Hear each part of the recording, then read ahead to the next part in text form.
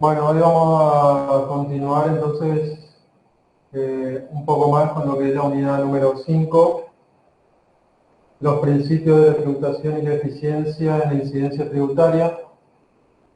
El día de ayer habíamos avanzado principalmente con la clasificación, qué son los impuestos, los tipos de impuestos, el concepto, su naturaleza,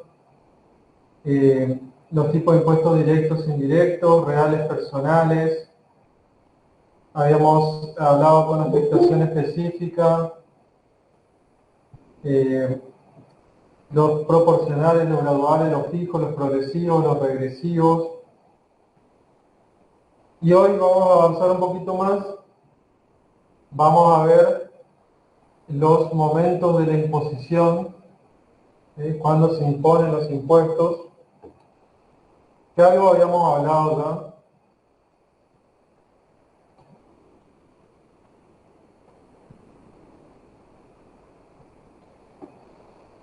Bueno,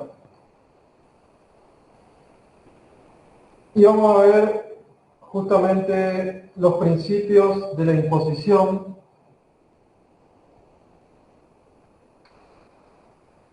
Acá vamos a ver que existen varios principios con respecto a la imposición de impuestos.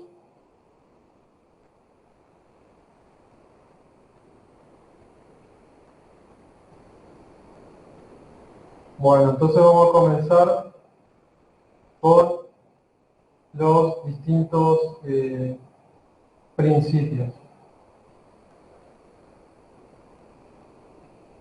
Cuando hablamos del primer principio, que va a ser el principio de legalidad, vamos a hablar que es un principio que establece la necesidad de la aprobación parlamentaria para su validez, es decir, que tienen que tener una ley que los habilite, es decir, que sí o sí tiene que existir una ley como acto del Parlamento para que exista el impuesto,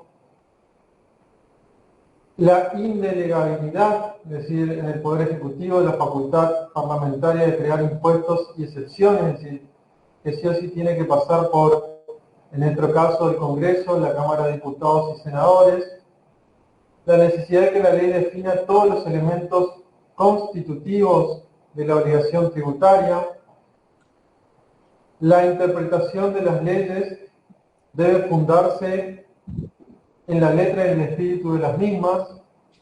Profesor, disculpe. Sí. Buenas tardes. Bueno. Estoy compartiendo una pantalla, yo veo todo negro nomás. Perdón, ahí está, ahora sí se... Ahí sí. Ok, perdón. Gracias. Es decir, volvemos otra vez, entonces yo le hablaba del principio de legalidad. Arranco nuevamente. Perdón, no se veía la presentación. Entonces vemos el principio de legalidad. Cuando analizamos el principio de legalidad, le decía que lo que se establece, primero de todo, es la necesidad de la ley como acto del Parlamento para que exista el impuesto. Entonces, vamos a analizar que es lo primero que tenemos que entender a la hora de hablar de forma del principio de legalidad. Después vamos a ver que tenemos también que, como este principio establece que el Parlamento va a ser el órgano rector que establece la forma de que exista una ley, es indelegable al Poder Ejecutivo. Si el Poder Ejecutivo, saben bien que a través de los decretos de necesidad de urgencia puede establecer algún tipo de instrumento con carácter de ley, pero para la creación de un impuesto es necesario que pase sí o sí por el Congreso. Y bueno, también justamente esta ley tiene que definir todos los elementos que constituyen la obligación tributaria. Esto es fundamental también porque tiene que estar establecido por qué a mí me van a cobrar un impuesto y cuáles son las causas del hecho imponible que hablábamos también para que se configure el impuesto. Lo que decía, otra de las características, también la interpretación de las leyes debe fundarse en la letra y en el espíritu de las mismas, es decir, debe estar justificado y claro para qué y por qué se crea el impuesto. Muchas veces hablamos de esto de que la creación de un impuesto es para la recaudación de fondos del Estado para el manejo de las actividades y que no tiene una contraprestación directa excepto que sea un impuesto con un fondo específico o un fin específico.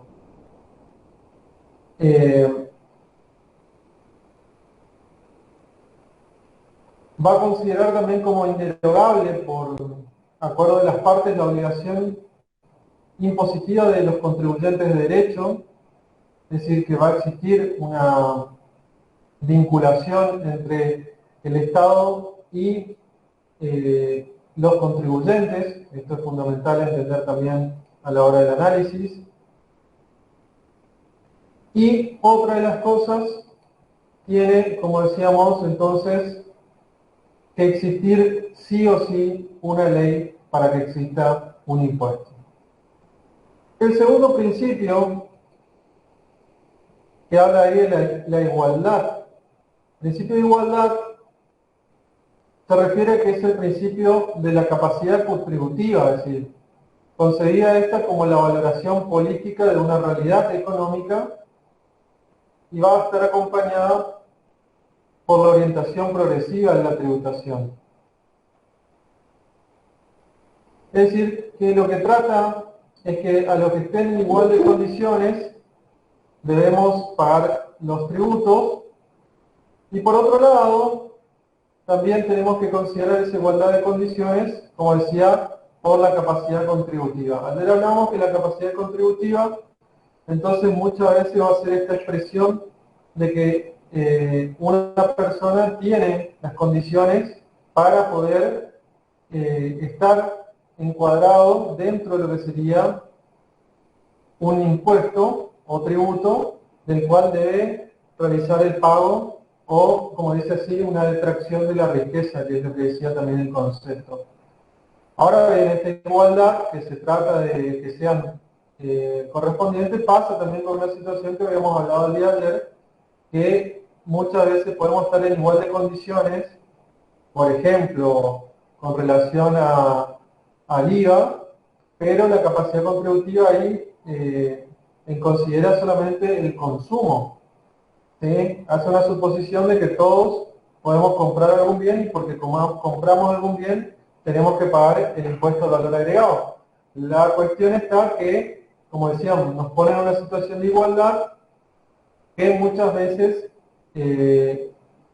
la I no considera, como decíamos, tanto si aquella persona tiene mayor patrimonio o menor patrimonio, o su capacidad contributiva, como dice ahí, es mayor o menor, y por eso que la igualdad puede generar también situaciones que la capacidad contributiva puede tender a, como dice, son desiguales aquellos tributos que dan trato desigual a los iguales, o igual trato a los desiguales dentro de una misma categoría de renta.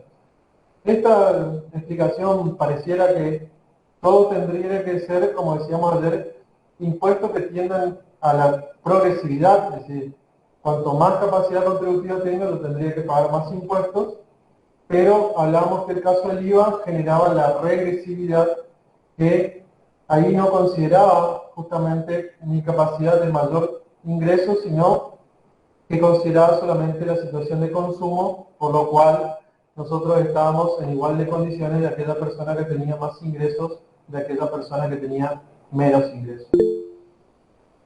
Otro principio, como dice el principio de economía, este principio de economía consiste en lograr que los impuestos impongan al contribuyente la menor carga impositiva posible por encima del monto que efectivamente ingresa a las arcas del fisco.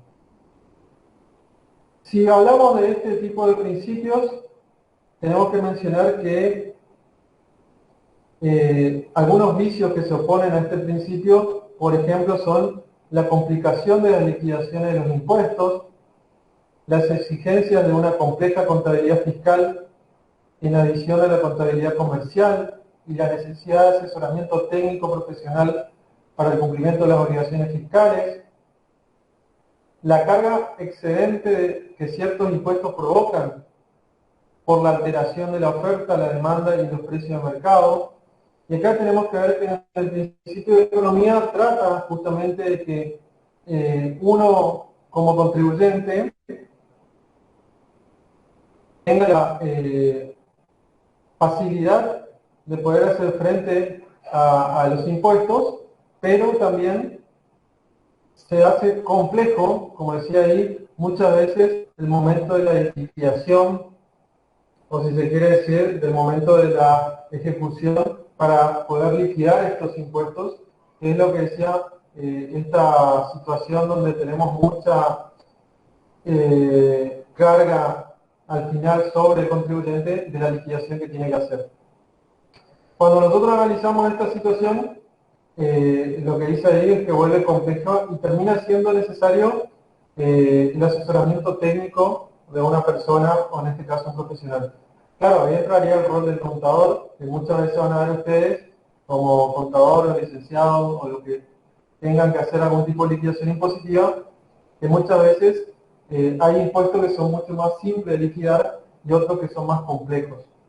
¿En qué sentido? Digo, por ejemplo, el impuesto a las ganancias no lo puede liquidar cualquier persona, eso recae sí o sí en la función de un profesional de ciencia económica, principalmente de un contador, porque el procedimiento para la liquidación del impuesto a la ganancia no es tan simple como, por ejemplo, aquel que paga el monotributo. ¿Sí? Ustedes saben que para pagar el monotributo, más que tener la credencial, ir y acercarme a un lugar, un banco o cualquier lugar donde pueda hacer el pago, y nada más que me liquidan el impuesto con la categoría del cual yo tengo la credencial que establece el pago que yo tengo que hacer mensualmente.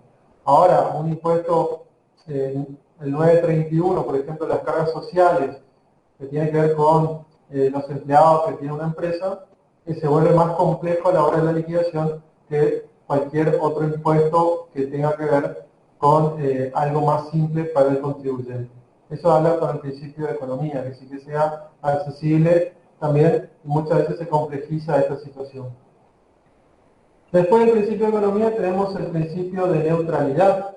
Cuando hablamos del principio de neutralidad, este principio significa que el impuesto debe dejar inalteradas todas las condiciones del mercado o no provocar distorsiones de la oferta, de la demanda y de los precios. Es decir, no solo en las transacciones de bienes grabados, sino de todos los bienes y servicios. Si uno mira acá, casi todos los impuestos producen algún efecto en la economía del mercado y está comprobado que ha servido de base para la utilización del impuesto no solo y no siempre para cubrir los gastos públicos, sino también para el logro de otros propósitos como la redistribución de ingresos, la estabilización o el desarrollo cívico. Cuando hablamos de neutralidad, en teoría el impuesto no debería afectar, como dice generalmente la economía, pero sí, muchas veces los impuestos tienden a ser justamente el rol de regular la economía, porque cuando nosotros queremos establecer, por ejemplo, la situación de gran nivel de exportaciones que está perjudicando, por ejemplo, al mercado local, que ha pasado, ¿cierto? Que esto se ha notado, por ejemplo, en el mercado de la carne, donde era más o es más conveniente vender hoy en el exterior la carne porque tiene el valor dólar que vender en el mercado interno. Para ello las retenciones que surten un efecto importante a la hora de establecer la cantidad de kilos, vamos a decir, o toneladas de carne para la exportación, y con el encarecimiento de un impuesto o la suba de la alícuota hace que se distorsione el mercado de la oferta y la demanda, porque nosotros lo que queremos generar justamente con ese impuesto es que se abastezca más el mercado interno o cubran el mercado interno y se deje de exportar una cierta cantidad de carne que está generando problemas en la economía local. Bueno, esa es una herramienta, como dice, ahí ya no cumple el principio de neutralidad, sino que todo lo contrario, lo que yo buscaba es estabilizar el mercado, por ejemplo, de la carne. Esto tiene que ver con eso que se refiere al principio de neutralidad que tienen los impuestos. Otro principio es el principio de la comodidad en el pago del impuesto. Es decir, este principio va a pregonar que todo impuesto debe ser recaudado en el tiempo y en el modo en que con mayor probabilidad sea conveniente para el contribuyente pagarlo. Es decir, este principio va a implicar atenuar los efectos del impacto o la percusión del impuesto. Ahora vamos a ver justamente los momentos del impuesto, pero si uno mira justamente la comodidad del pago, es que queden las reglas claras de cuándo yo tengo que pagar el impuesto. Van a ver ustedes que los impuestos tienen, si vamos al caso de una empresa, tiene declaraciones juradas de IVA mensualmente y tiene fechas de presentación. Tenemos el impuesto, el monotributo, que también tenemos que pagar antes de una fecha determinada, es decir, tenemos que pagar antes de los 20. Si tenemos también el tema de la liquidación de cargas previsionales, también vamos a tener una fecha determinada para la presentación del 931, de forma mensual. Después tenemos también, en el caso de los ingresos brutos, también de forma mensual antes del 20 tenemos que hacer la declaración jurada y pagar el impuesto de forma mensual. Entonces, lo que se refiere acá más que nada a la comodidad del pago del impuesto es que tengan establecido las reglas claras del tiempo en el cual se liquida y se paga ese impuesto. Principalmente a eso se refiere. Después tenemos el principio de evitar la aplicación del impuesto sobre actividades que se inician. Bueno, este ideal de su fundamentación va a consistir en que el fisco debe buscar como fuente de recursos las empresas ya consolidadas, evitando que una imposición de gravámenes demasiado temprana debilite las empresas en sus comienzos. Se va a tratar de un principio de incentivación de las actividades productivas que se adelanta a la política de desarrollo económico que se propugna en la actualidad. Es decir, nosotros tratamos justamente de que muchas veces haya promociones hacia empresas. Fíjense que muchas veces se busca este objetivo de que haya una promoción hacia las empresas para que el incentivo de instalación de una empresa, para el incentivo del inicio de una actividad, sea justamente que yo tenga una reducción impositiva o una promoción impositiva, como se suele decir, donde yo tengo una cierta cantidad de meses de periodo de gracia, por ejemplo, o la alícuota reducida. Es decir, si la alícuota, en vez que me cobren al 100%, me cobran al 50% los primeros 6 meses, 1 año, 2 años, depende cómo sea la promoción industrial o la promoción también con respecto a las pymes. Esto muchas veces muchas provincias incentivan justamente para la instalación de nuevas empresas, industrias o lo que se quiera establecer. Esto es uno de los principios también que se busca a la hora de la carga impositiva, principalmente en el inicio de actividades de las empresas. Otro principio va a ser el principio de productividad. Este principio de productividad consiste en que el legislador, al elegir el tipo de impuesto a establecer, ha de dar preferencia a aquel que estimule y no desaliente las actividades productivas de la economía privada. Entonces, también esto tiene un foco hacia el incentivo de la producción y la instalación de algunas empresas, porque justamente lo que busca es que se fomente nuevas empresas y no tenga algún inconveniente justamente de instalación, porque se reduzca la productividad por un impuesto que pueda estar teniendo consecuencias, vamos a decir, en la economía local, en la economía regional. Y el último impuesto, perdón, el último principio tiene que ver con, también tiene que ver, perdón, a ver, sí, con la discriminación entre rentas ganadas y no ganadas, ¿sí? Y esto se refiere principalmente a la premisa de equidad. Es decir, se establece como una premisa de equidad y la imposición que recae sobre los ingresos que derivan del trabajo personal deben ser más atenuadas en comparación con los que se originan del capital. Y acá principalmente hace una diferencia o se busca la diferenciación de lo que hablábamos en la clase anterior que yo le decía, generalmente con el impuesto a las ganancias. El impuesto a las ganancias es esta discusión de si los ingresos personales, en el caso del salario, tiene esa consideración de como impuesto a las ganancias y también con respecto a la progresividad del impuesto, ¿sí? ¿Qué se refiere a la progresividad? Que decíamos, si yo tengo un mínimo no imponible, que ustedes lo habrán estudiado ahora en impuesto, un mínimo no imponible, o lo están estudiando, establece que yo de ese mínimo no imponible para abajo no pago el impuesto, pero de ese mínimo no imponible para arriba comienzo a tributar ese impuesto. Principalmente en ganancias se ha establecido de asalariados solteros, asalariados casados.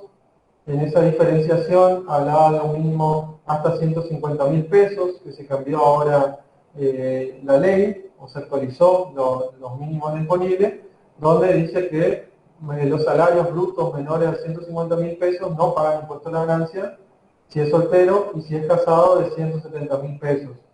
Es decir, de ahí para arriba comienza la progresividad con relación a los ingresos de asalariados, a diferencia de las empresas de capital, que es lo que quiere decir acá justamente con las rentas ganadas y no ganadas. Es decir, las empresas de capital automáticamente entran en la categoría del 35%. ¿Sí? Van al máximo del impuesto como empresas.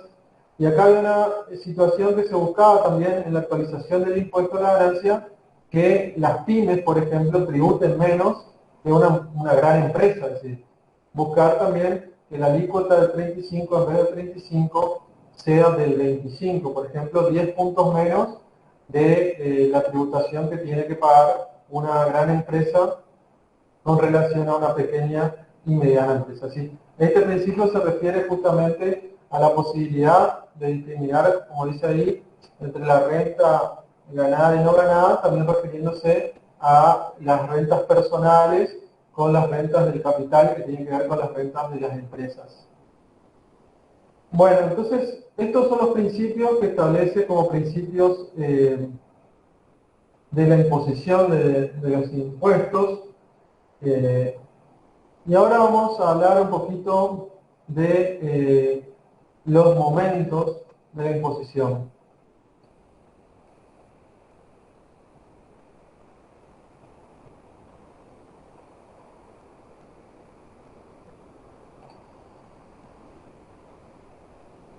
Momentos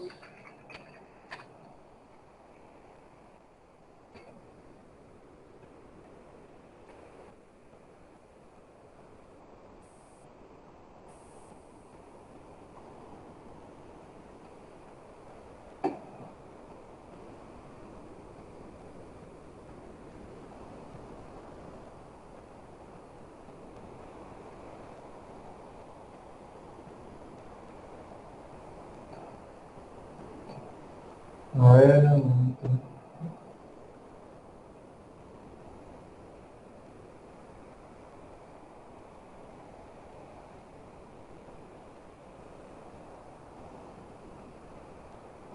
Bueno, entonces los momentos de la imposición,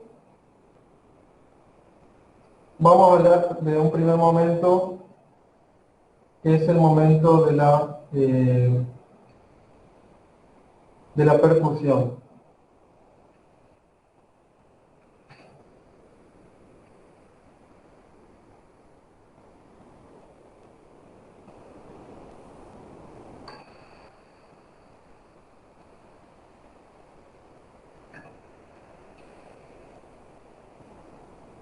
Cuando hablamos del momento de la percusión del tributo, vamos a estar hablando justamente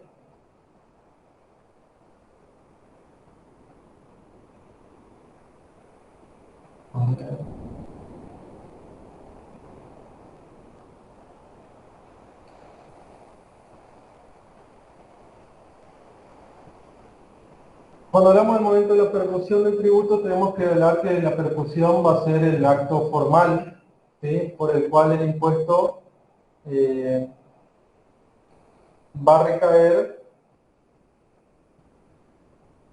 sobre el contribuyente, ¿sí? Y esto es que el contribuyente, que por designación o expresión legislativa, debe pagar el impuesto, ¿sí? Tenemos que hablar que es el momento entonces donde se configura de que el impuesto va sobre aquel contribuyente de derecho y establece específicamente en la ley, porque está expresa taxativamente por el legislador en la ley cuando se creó el impuesto. Entonces, el contribuyente es percutivo cuando se le obliga por el Estado al pago del impuesto.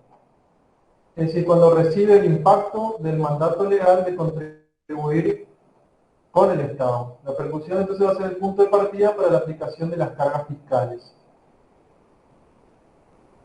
Entonces se dice que el contribuyente percutivo es el contribuyente incidido, es decir, se cierra el ciclo porque es la persona que cuando paga, cierra el ciclo del impuesto. Por eso también cuando analizamos, vamos a decir que entonces este sujeto de derecho termina pagando el impuesto. Entonces, el momento de percusión entonces es el momento, como decía bien, donde el contribuyente recae la obligación de pagar el impuesto al Estado. Entonces,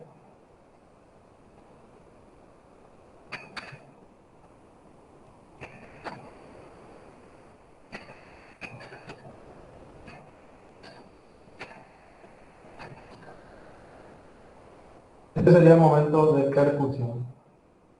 Después vamos a tener lo que se denomina el momento de la traslación.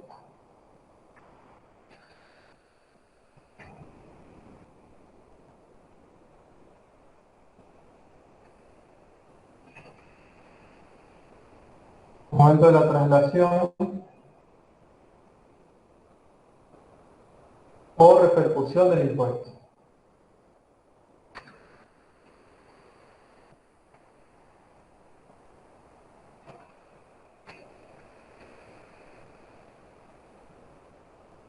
Entonces, en este momento de percusión o traslación momento de traslación o repercusión del impuesto, se va a entender por traslación o repercusión del impuesto la transferencia económica que el contribuyente hace del impuesto.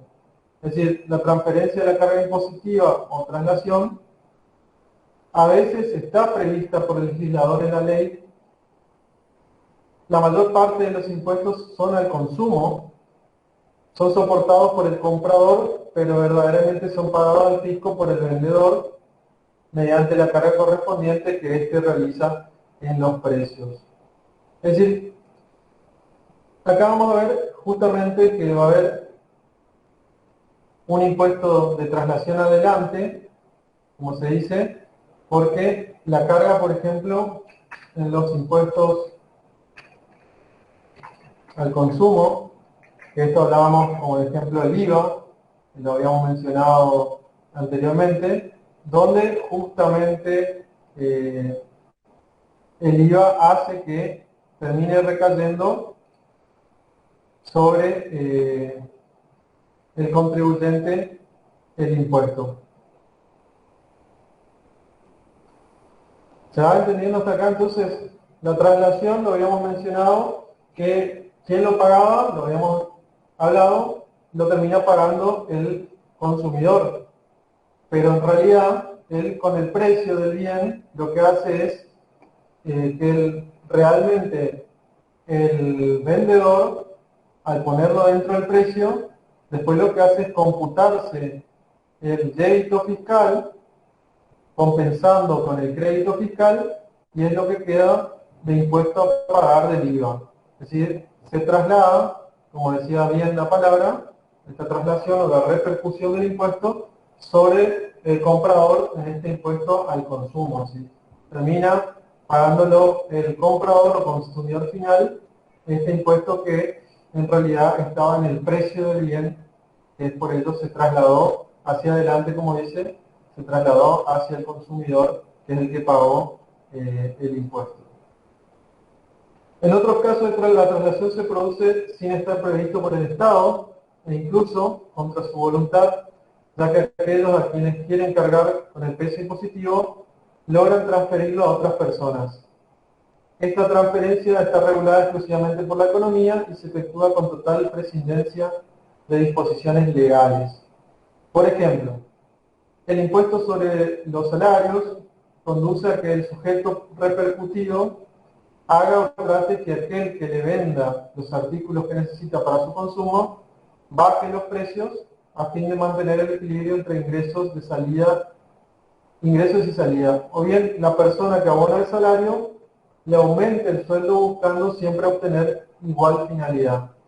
En ambos casos, el sujeto percutido hace traslación del impuesto hacia otras personas que pasan a ser contribuyentes de hecho, o sea, los sujetos incididos. Entonces, ¿qué es este ejemplo? Fíjense que cuando muchas veces pasa, ¿qué es lo que dicen? Me aumentaron los costos. ¿Sí? Esto es muy común cuando se justifica el aumento de precios. Yo agarro y digo, bueno, me aumentaron los costos, entonces lo que hago es trasladar la carga de ese aumento de salarios, por ejemplo, hacia el consumidor o contribuyente. Es decir, pasa a ser el que compra el bien, el que termina cargándose el aumento salarial. Esto muchas veces es la discusión justamente de la puja distributiva, es decir, si a mí me aumentan los impuestos, yo subo, o como dice, si a mí me aumentan los salarios, yo subo los precios como empresa, lo traslado al contribuyente y de una u otra forma eso vuelve a través de un impuesto al consumo. Digo esto para clarificar un poco. Ustedes van a ver que cuando sube, por ejemplo, algún costo, no solamente los salarios, sube la electricidad, el vendedor del comercio lo que hace es trasladar justamente eso hacia los precios y así automáticamente absorber la carga. Pero que principalmente en los salarios que entran también las contribuciones patronales. Si subieran las contribuciones patronales, esa persona que paga salarios lo transfiere o lo traslada hacia el consumo en el precio y lo recauda por un impuesto, por ejemplo, al valor agregado. Entonces esta traslación tributaria puede darse hacia adelante, hacia atrás o lateralmente. Como decía, si uno hace hacia adelante, cuando el contribuyente percutido, para minorar su sacrificio, logra subir los precios de los artículos que producen. Es decir, como le dije, si me aumentan los salarios, yo aumento los precios. Hacia atrás, cuando el sujeto incidido, mediante una reducción en el precio de la mercadería que compra, logra trasladar toda la carga tributaria a los proveedores.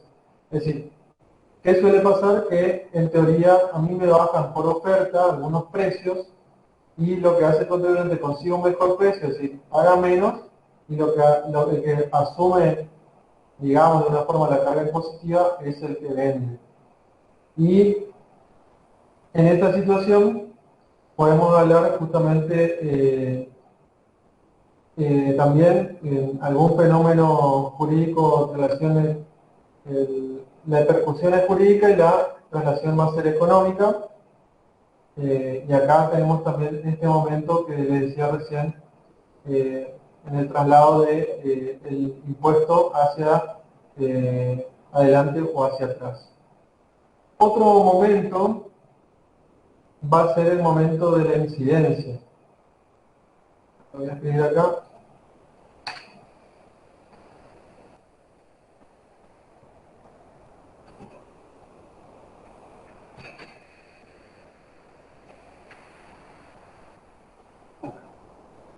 Otro momento, entonces, como les decía, va a ser el momento de la incidencia.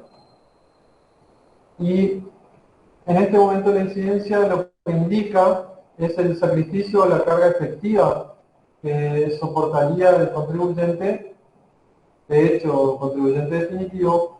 Es decir, se va a verificar por vía directa cuando el contribuyente percutido es al mismo tiempo el incidido, es decir, el que cayó dentro de la configuración de la legislación para que sea contribuyente y a su vez es el que paga el impuesto, ¿sí? Entonces, eso va a ser por vía directa. Y cuando es por vía indirecta, cuando la repercusión o traslación del impuesto recae definitivamente sobre otra persona que de hecho sufre el sacrificio tributario, siendo por lo tanto el verdadero contribuyente incidido. Entonces, en la incidencia, como hablábamos recién, estos dos momentos que pueden llegar a ocurrir, si tenemos una situación por vía directa, va a ser la misma persona que está configurada como contribuyente de derecho, va a ser la misma persona que haga el pago del tributo o del impuesto en este caso. Y en cambio, por vía indirecta ocurre la traslación, es decir, el contribuyente configurado en realidad traslada hacia otra persona que es la que realmente termina teniendo la carga del pago del tributo. Es decir, que la incidencia lo podemos ver tanto por vía directa o indirecta.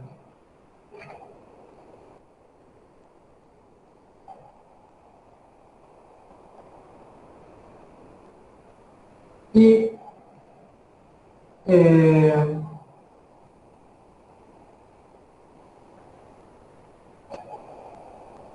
el último momento va a ser el momento de la difusión del impuesto.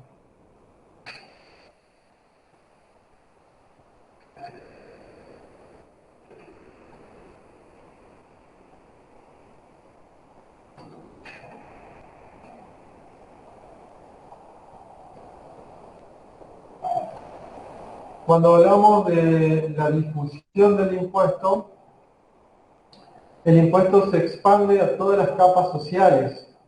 De ahí entonces la necesidad de ajustar el impuesto conforme a la capacidad contributiva, no solo a quien ha de sufrir el impacto fiscal en el primer término, sino también de los distintos destinatarios de sus efectos.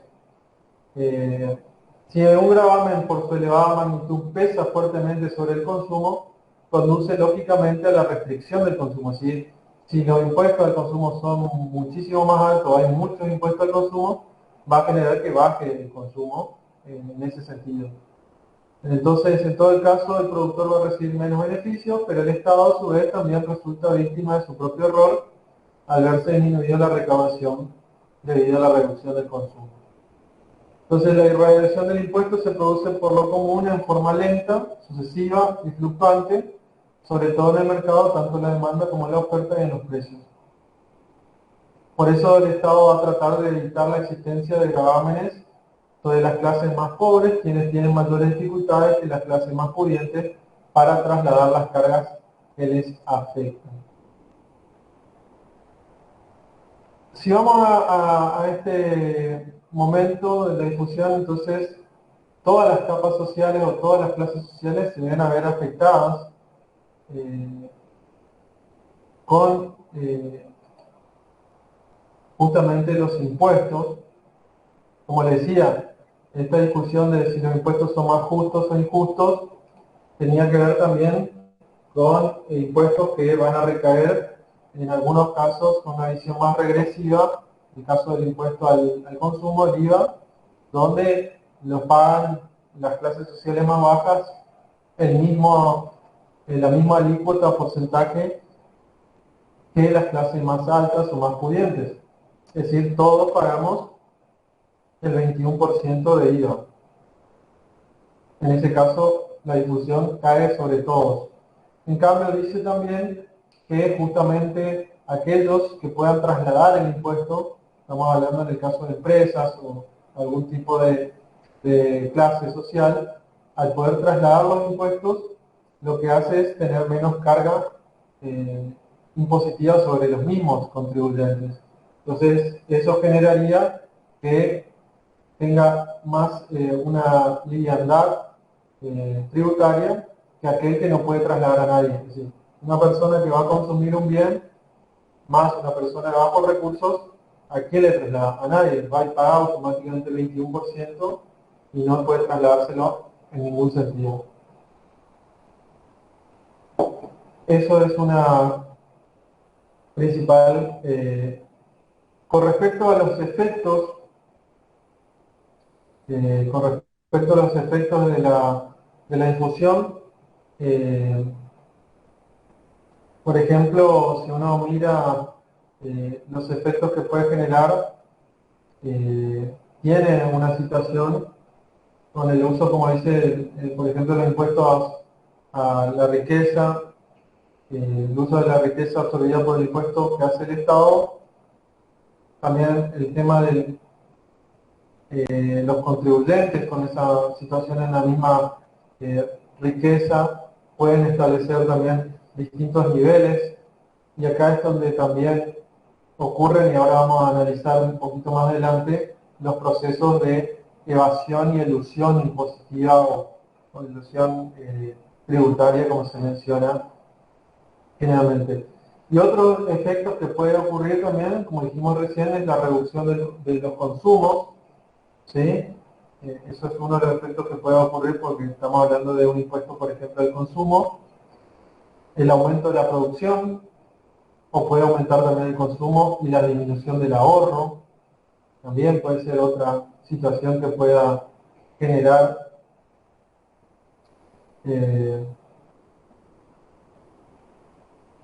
bueno.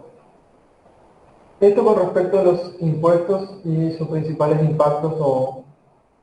Cuando se habla de, hay una definición de lo que se habla con relación a la curva de Laffer, y ahora se lo voy a mostrar.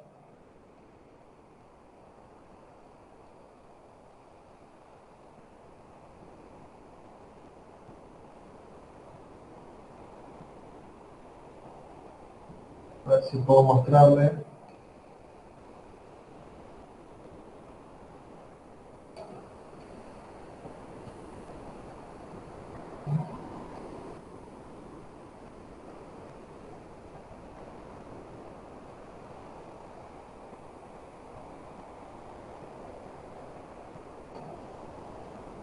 Bueno, ahí lo que están por ver ahí es lo que se denomina la curva de Laffer.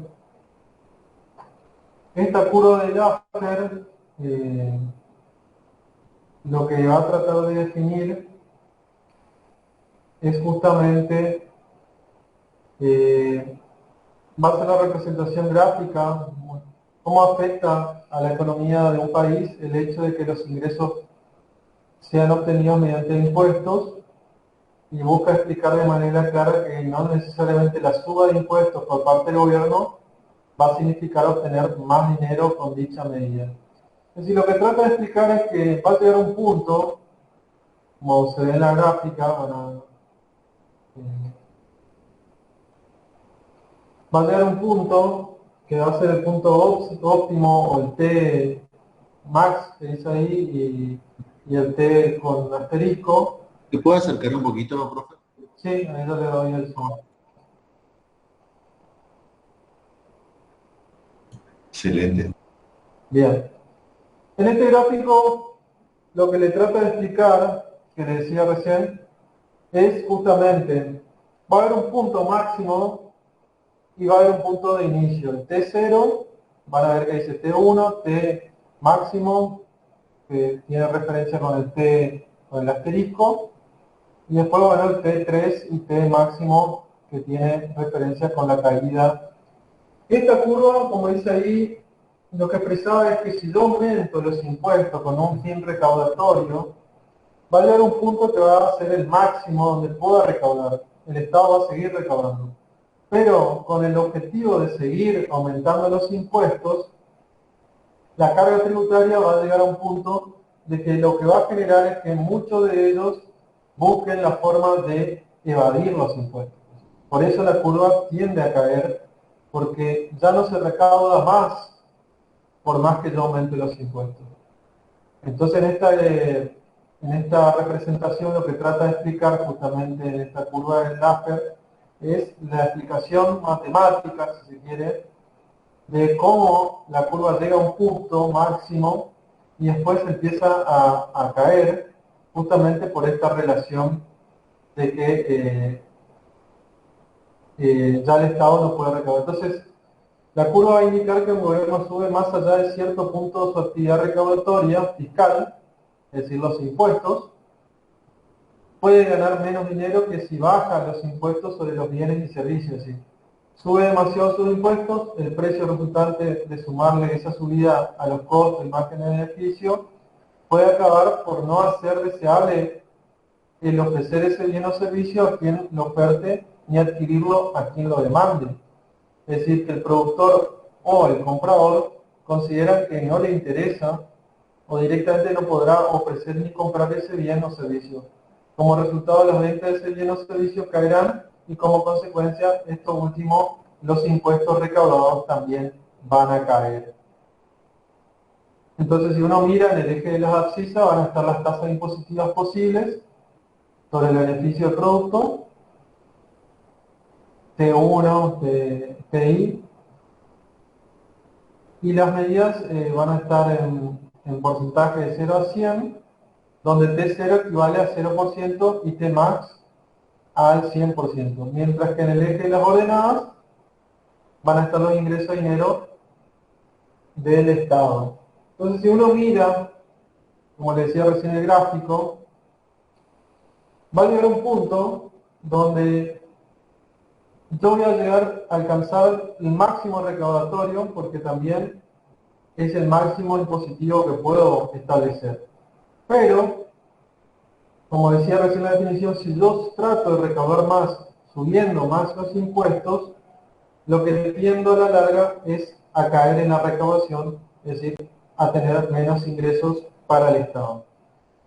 Esto también, por eso le digo, en una explicación que se da muchas veces, es que a partir del T max, que se ve ahí, con el T asterisco, de ahí en adelante generalmente o no se ofrecen más los productos porque se resulta muy caro si baja el consumo, o lo que le decía, que muchas veces ocasiona el inicio de lo que es la evasión impositiva de muchas empresas que no quieren pagar ya esos tributos, lo cual genera una ilegalidad y un delito.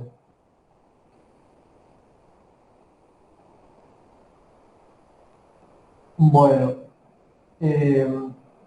si vamos, justamente esa es la explicación de por qué el exceso de la carga impositiva, y lo que se busca siempre es tratar de llegar a un equilibrio en la carga impositiva que permita que se pueda realizar los pagos con respecto a la recaudación impositiva que necesita el Estado para financiar los gastos.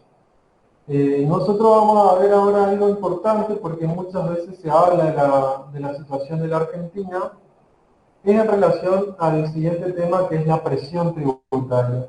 Lo habrán escuchado mucho, se habla mucho, muchas veces se tiran datos de los cuales no hay una explicación cierta de si es o no que la presión impositiva en la Argentina y cómo es la presión impositiva a nivel mundial, cómo es la presión impositiva en otros países. Yo ahora les voy a mostrar una página de internet que se llama Datos Macro y le voy a mostrar antes de definir lo que es la presión impositiva.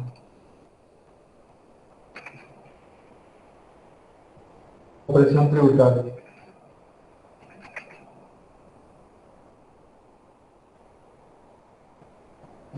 A ver. Puedo compartir.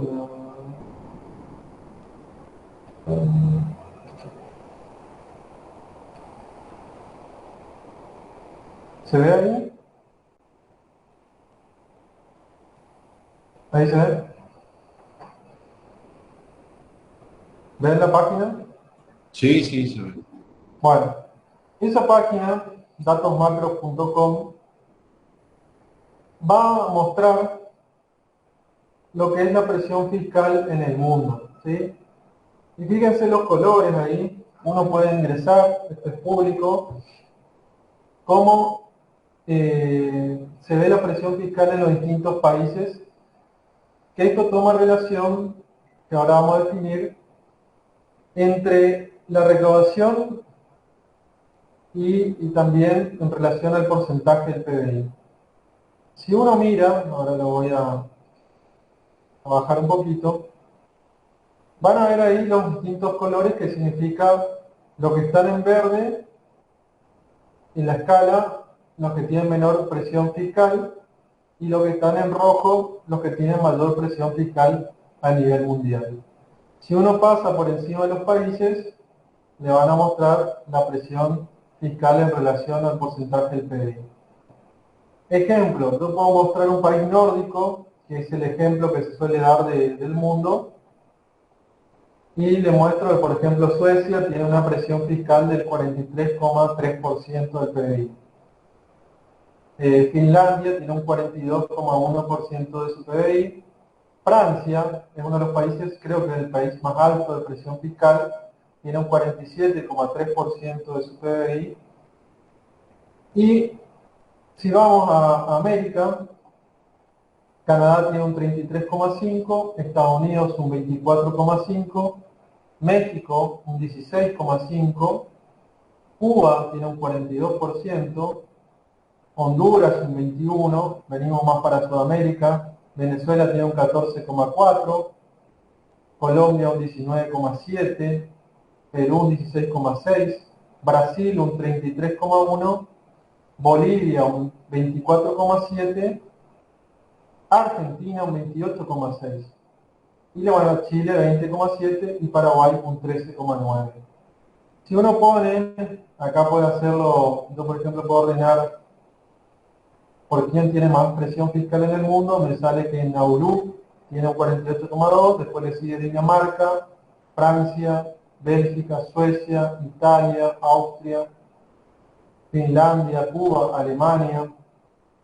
Es decir, lo que le quiero mostrar cómo es también no es preciso el dato, y acá está la actualización. Fíjense que la fecha de publicación es al 2020, tampoco es un dato viejo para decir, no, esto es un dato viejo, y está ubicado, si uno mira la lista, Argentina recién está acá.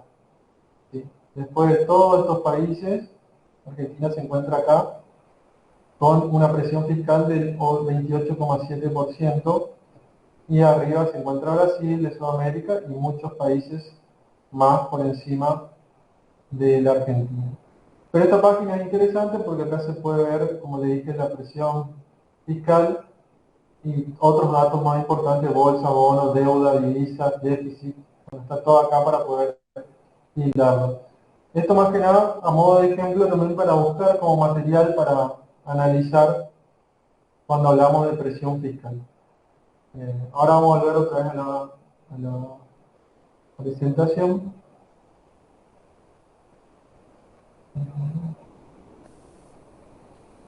Bueno, entonces,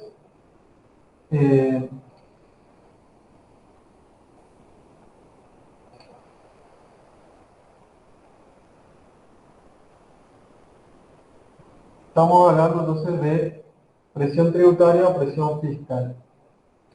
Si vamos a hablar de presión tributaria o presión fiscal,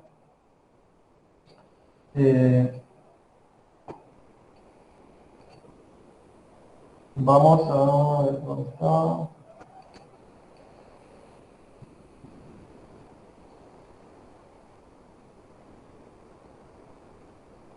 Acá tenía, bueno, tenemos que definir qué va a ser la presión tributaria conceptualmente. Entonces, el concepto de presión tributaria está íntimamente ligado a la idea de un sacrificio, es decir, impuesto a la colectividad a causa de la detracción fiscal. Es decir, cuando se dice en lenguaje común que la presión tributaria es tolerable o excesiva, quiere decir que es el sacrificio impuesto a la colectividad por la actividad financiera que es tolerable o excesiva. ¿Sí? Cuando se dice que la presión tributaria del país A es más elevada que la del país B, quiere afirmarse que los ciudadanos del país se ven más contenidos por la detracción fiscal a renuncias o sacrificios más considerables que los del segundo país. Esta idea tan extensa, amplia y genérica ha querido, bueno, condensar la expresión de que existe un índice apropiado a tales sacrificios mediante el señalamiento de un sistema que permita medir idóneamente el tiempo, en el espacio y entre las clases sociales la magnitud del sacrificio que se impone por el Estado a los contribuyentes. Entonces, este índice más elemental suele indicarse por la relación, y acá vamos a ver cómo se mide entonces esa presión fiscal. Va a haber una relación simple entre el monto de la detracción realizada por el Estado o los entes públicos en un año y el monto de la renta nacional en el mismo periodo. Así, dada la renta de 100 para la colectividad en un determinado año, si la detracción impositiva es de 20, en igual de circunstancias, tal sacrificio será doble que el de la organización estatal al que solo le detraiga el 10%. Entonces, el índice de la presión fiscal, aquel constituido por la relación entre el monto de los impuestos detraídos y la renta nacional, dicho índice se va a sintetizar y ahora vamos a ver de la siguiente manera. Entonces, lo voy a escribir acá. El índice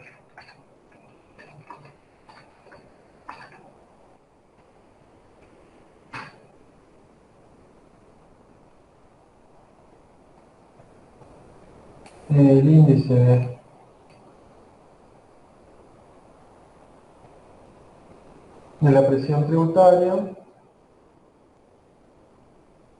vamos a ponerlo así, va a ser igual a P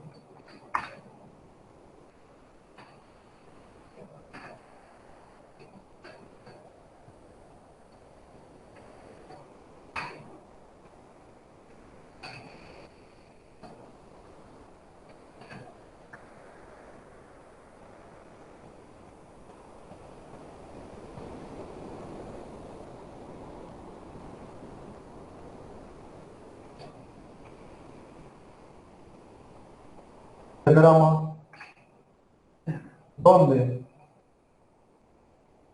bueno, donde P va a ser la presión tributaria,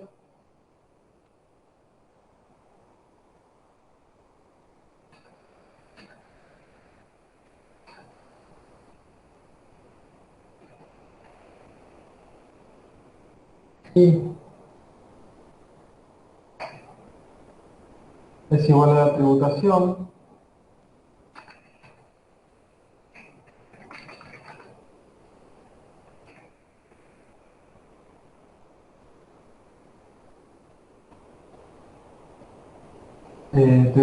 perdón, es igual a la imposición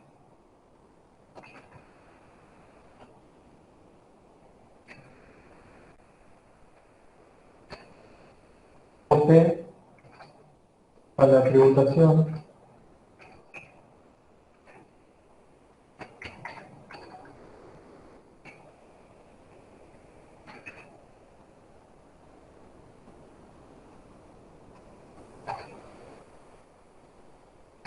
y R va a ser igual a la renta nacional.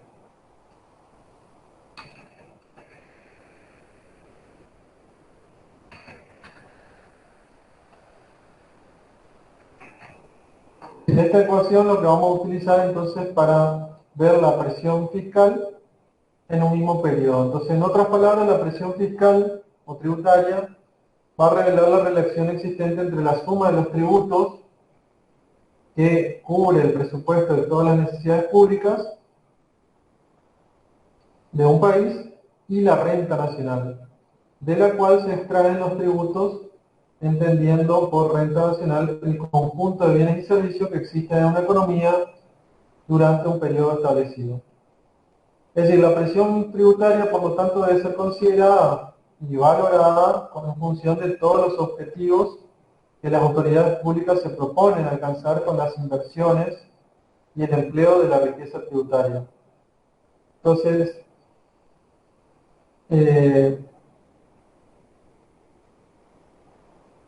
Principalmente, como decía, la presión tributaria tiene que ver con esta relación de los tributos y la renta nacional. Muchas veces se habla que la presión tributaria, como decía, produce como consecuencia la evasión de impuestos, si es que los gravámenes son excesivos. Otras veces hablan de la migración de capitales, otros del encarecimiento de la producción. Y si la presión es menor, resulta favorable justamente. Entonces, si la presión, por eso digo, resulta favorable a los fines estatales, cuando sobre, por ejemplo, el sistema financiero, impuestos que recaen sobre ese sector, o de los grandes capitales.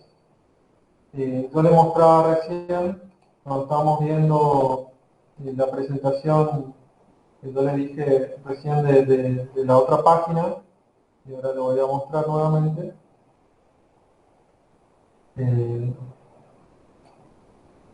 Cuando veíamos esta página, lo que yo les mostraba acá justamente cómo la presión tributaria fiscal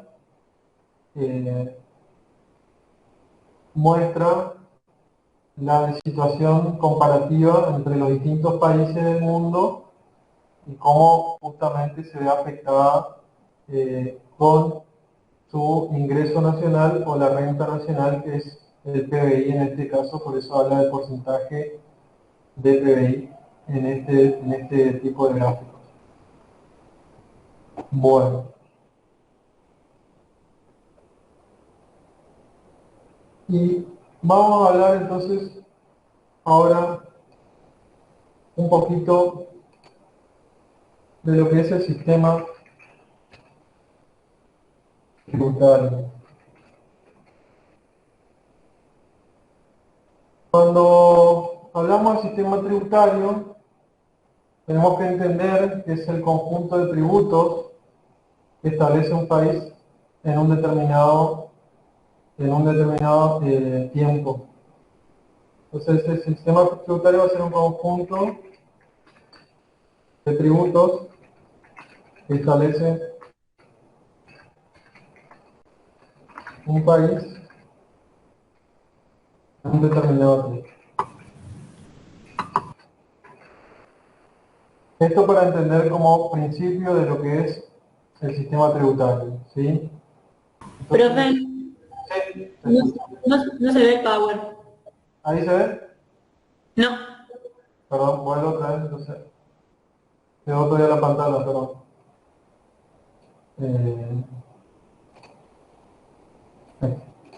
Bueno, entonces acá está. Entonces el sistema tributario va a ser el conjunto de tributos que establece un país en un determinado tiempo. Cuando analizamos entonces el sistema tributario tenemos que analizar desde ese punto de vista. ¿Qué más podemos hablar?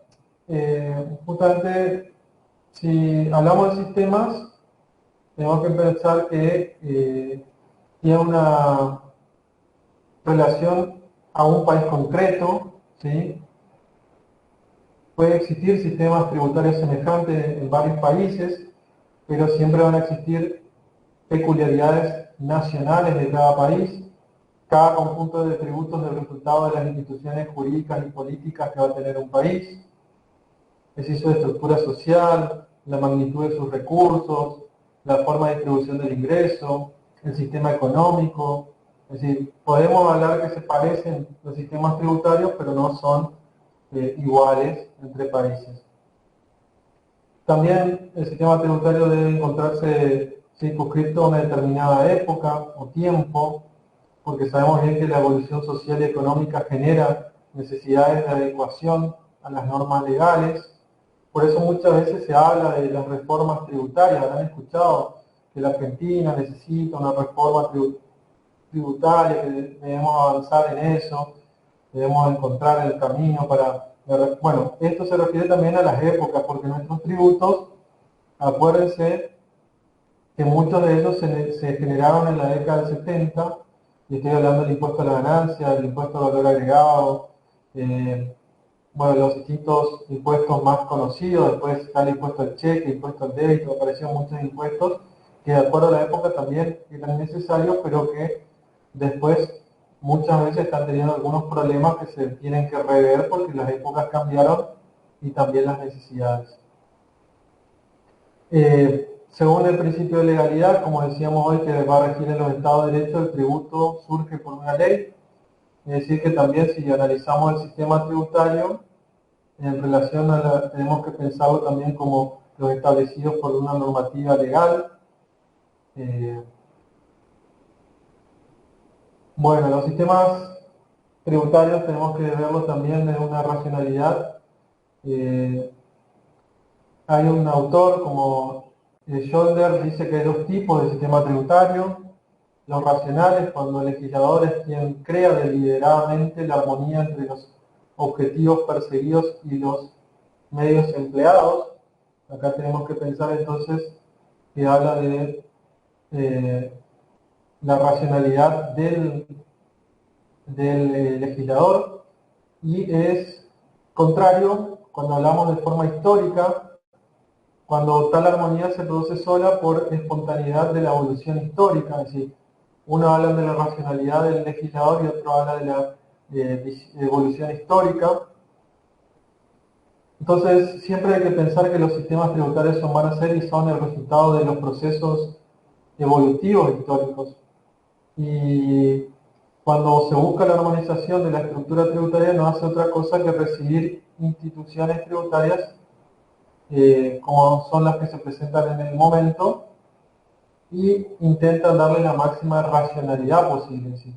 Son evoluciones históricas, pero también habla de que en el momento de la aplicación se busca la mayor racionalidad posible cuando se habla de esto. Entonces, ¿qué puede ocurrir? Los principales problemas de un sistema tributario. La imposición va a generar diversos problemas, quienes van a tener que encontrar las respuestas en los lineamientos del sistema tributario. Entonces va a ser necesario encarar los problemas desde los diversos puntos de vista que pueden presentarse, y justamente van a ser los principios fundamentales que debe ajustarse a un sistema tributario. Entonces podemos pensar que un sistema tributario ideal sería, por ejemplo, si cumple ciertos principios. Por ejemplo, el de justicia y equidad. Lo voy a poner acá. Principios.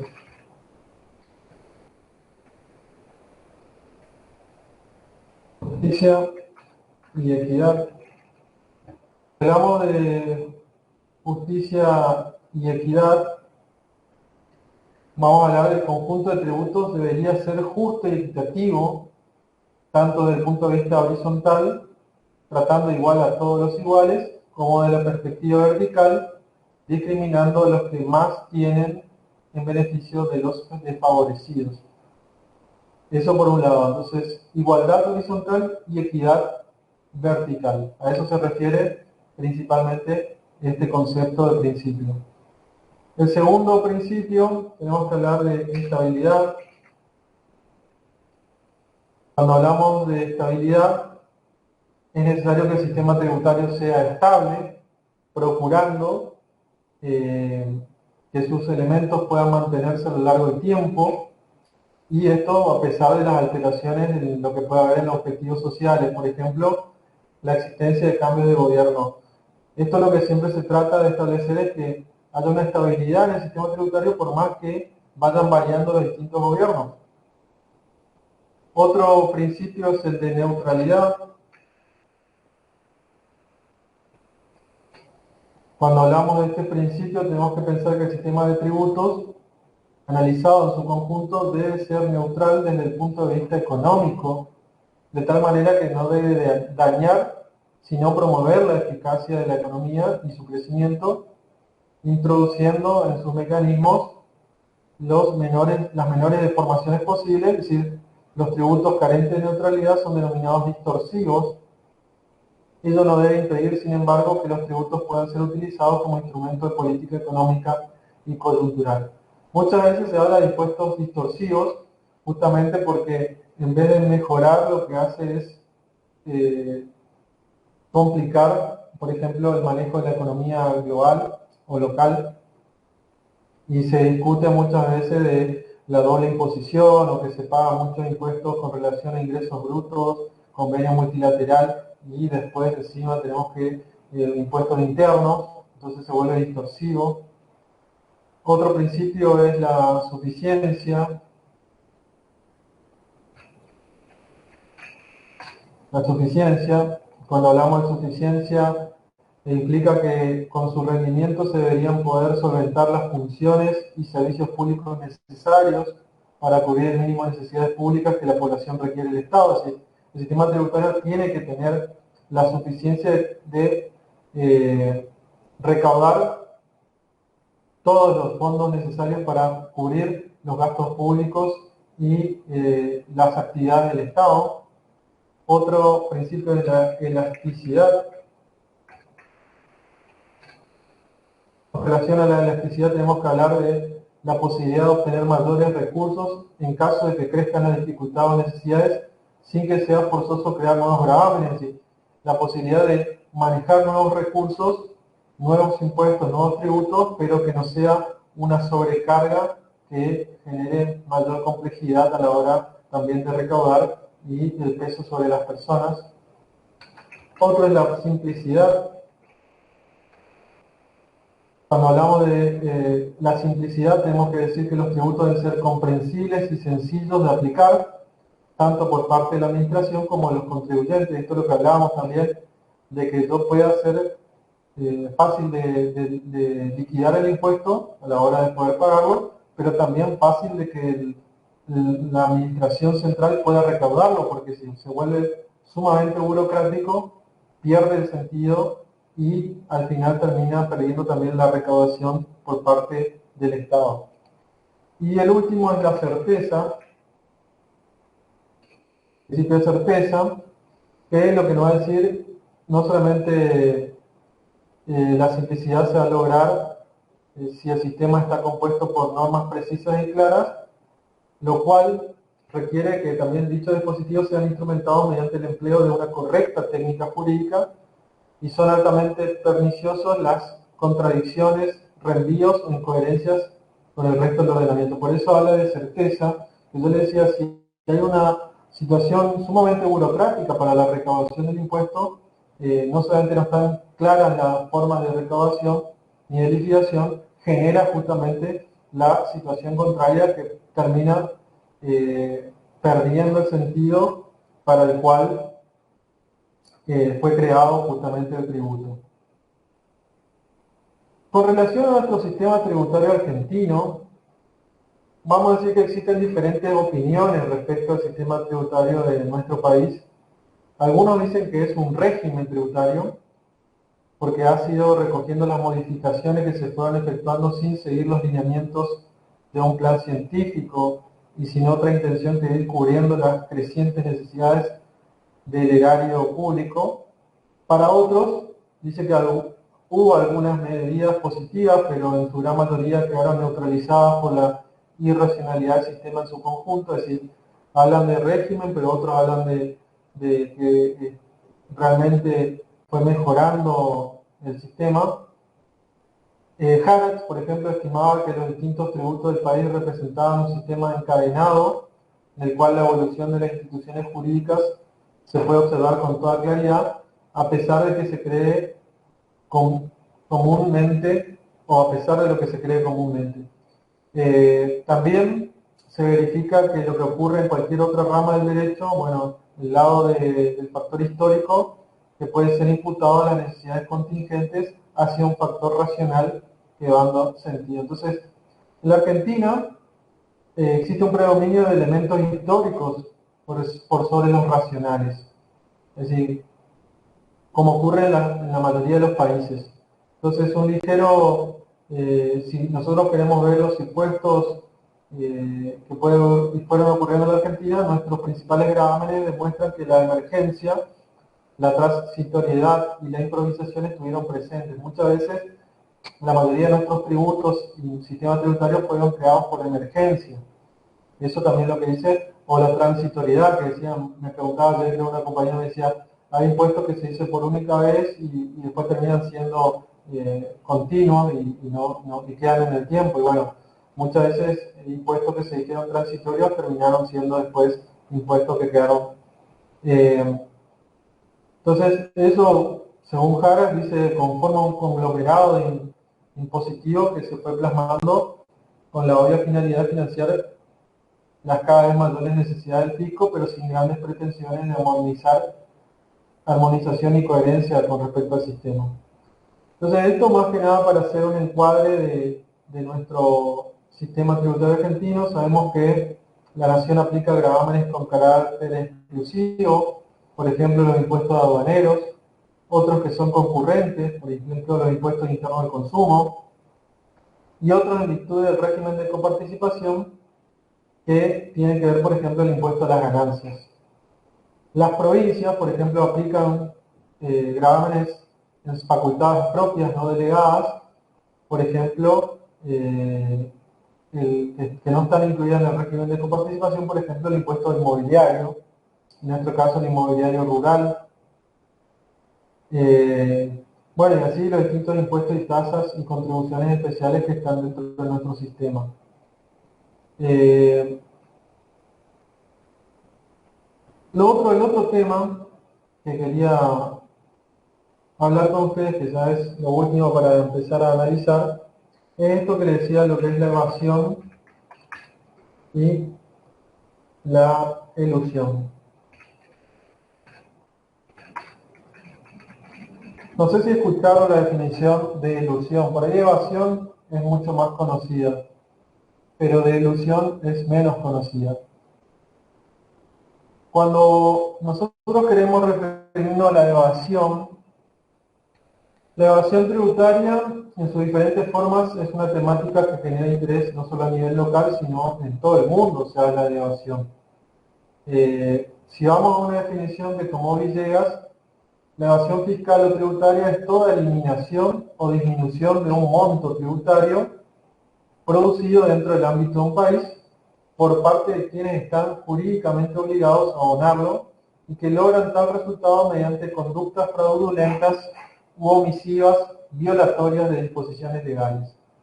Entonces, si hablamos de evasión, como les decía recién, tenemos que entender que uno ya está incumpliendo en un delito precisamente por no pagar los fondos que fueron establecidos a través de un tributo para que se hagan frente, y lo que hace es justamente redirigir ese dinero a otros fines.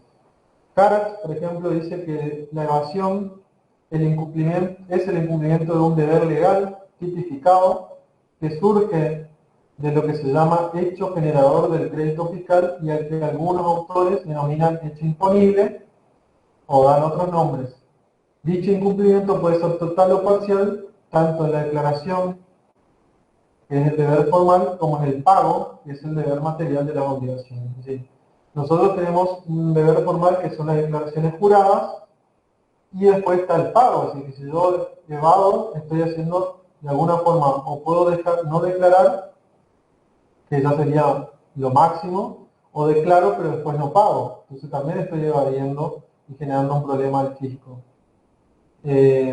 A diferencia de la elusión, que esto es mucho más difícil que se encuentre, pero se ocurre, la elusión, como definición de la Real Academia Española, habla de evitar con astucia una dificultad o una obligación, eludir el problema, eludir impuestos.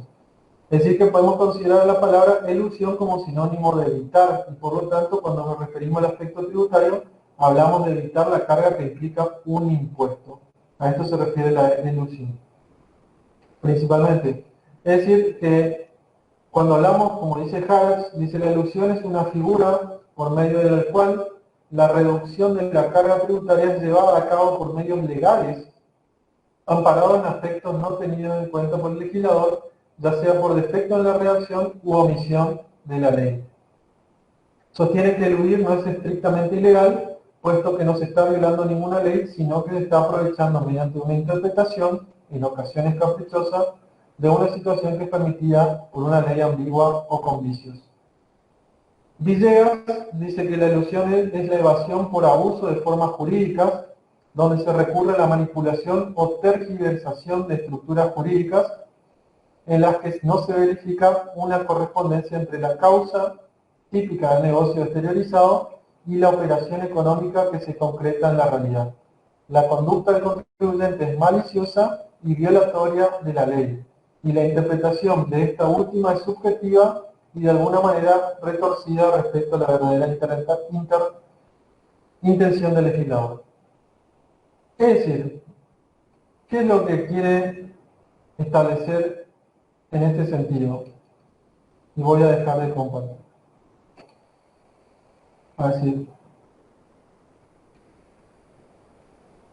Entonces, cuando... Profe, Sí.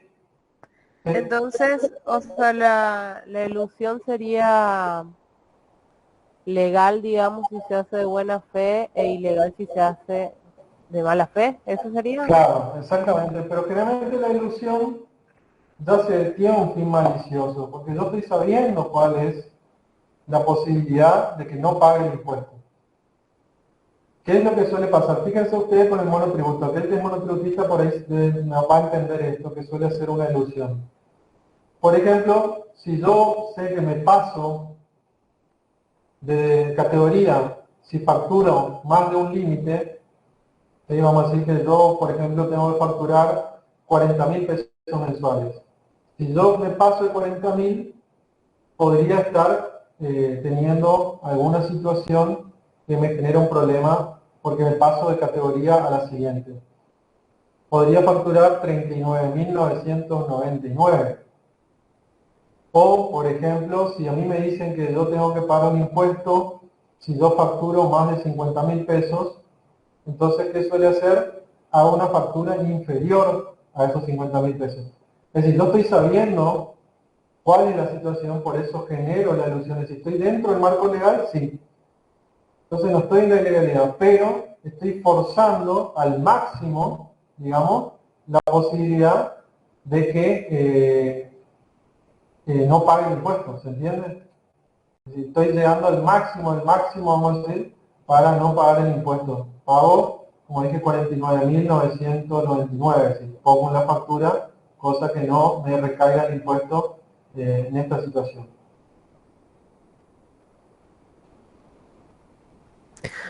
Y de eso no tiene nada que ver, por ejemplo, lo que en un momento se había dicho de los jugadores de fútbol que para evadir impuestos,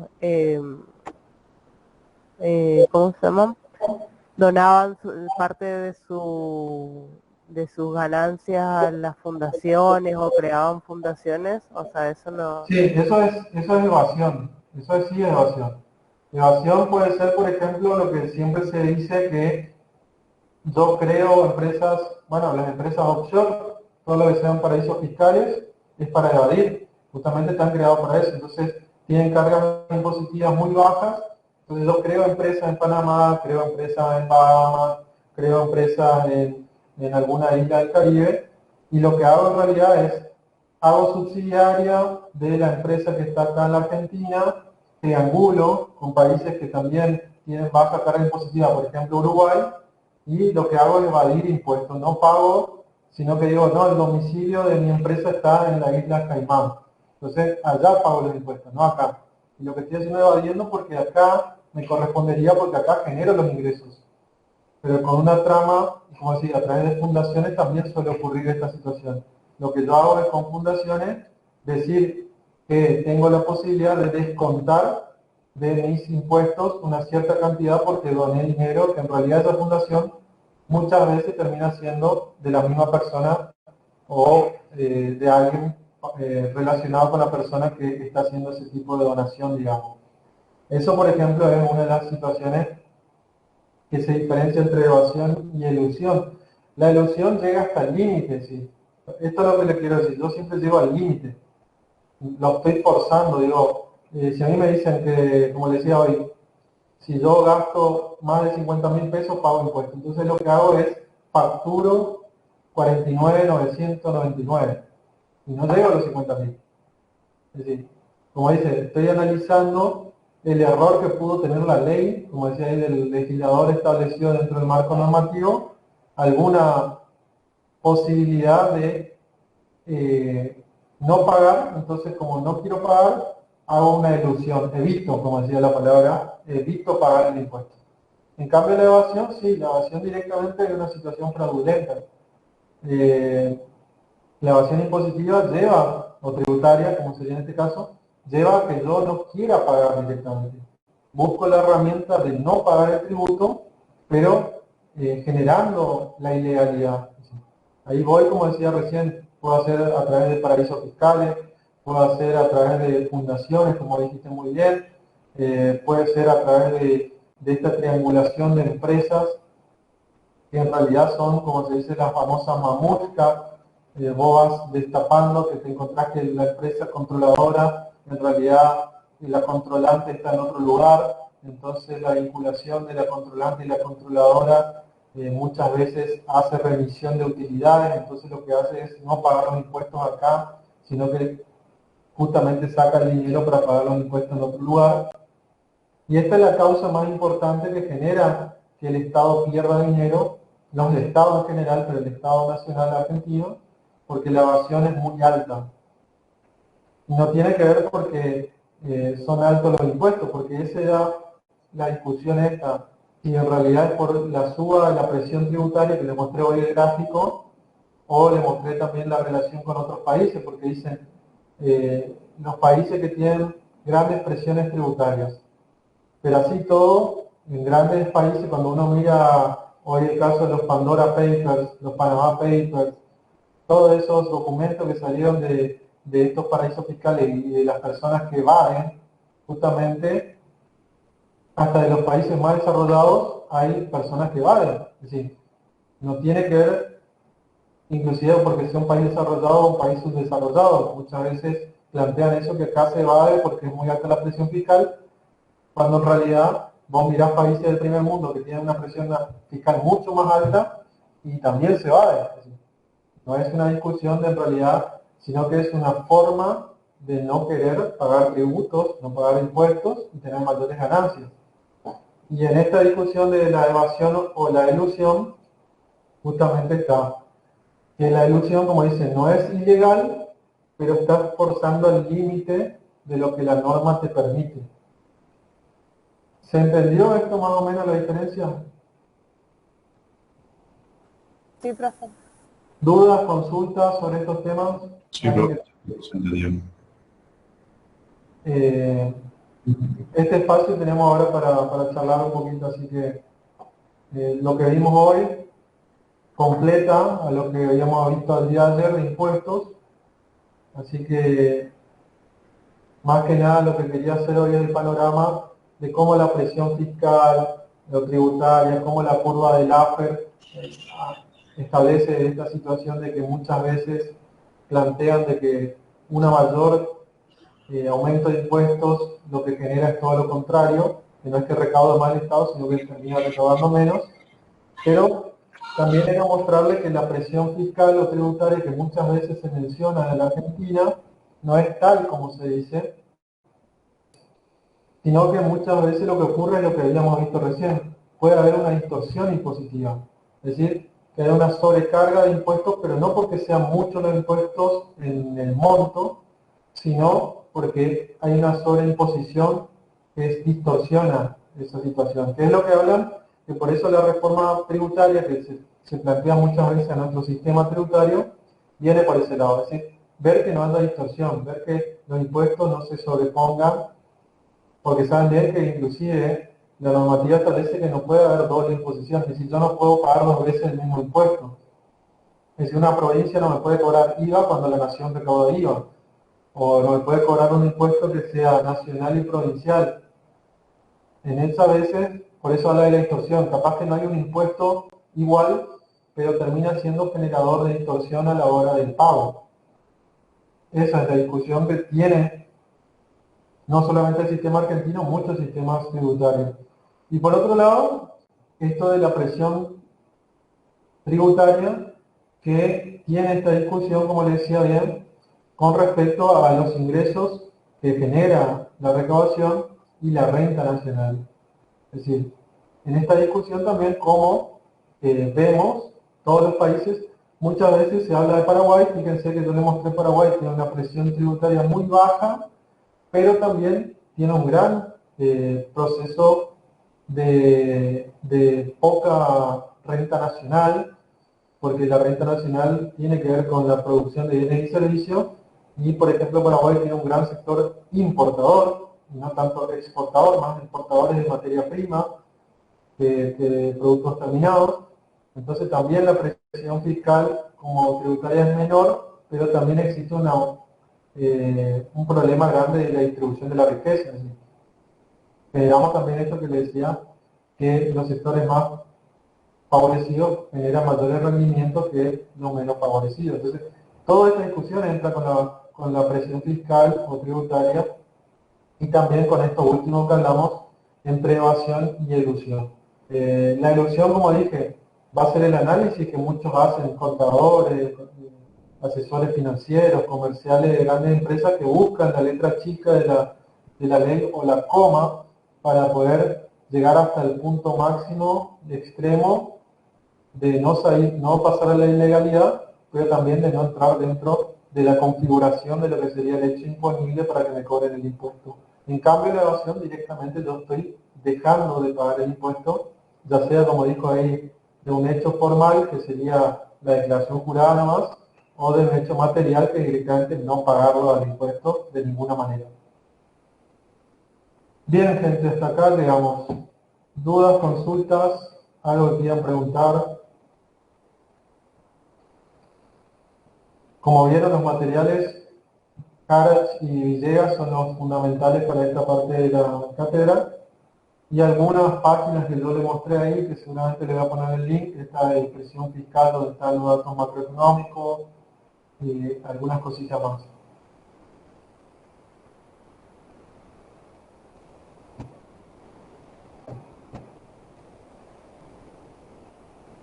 ¿Estamos bien? ¿Nada más?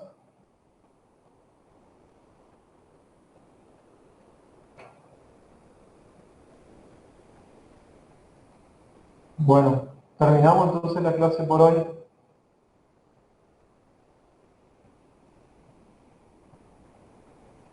¿Se escucha?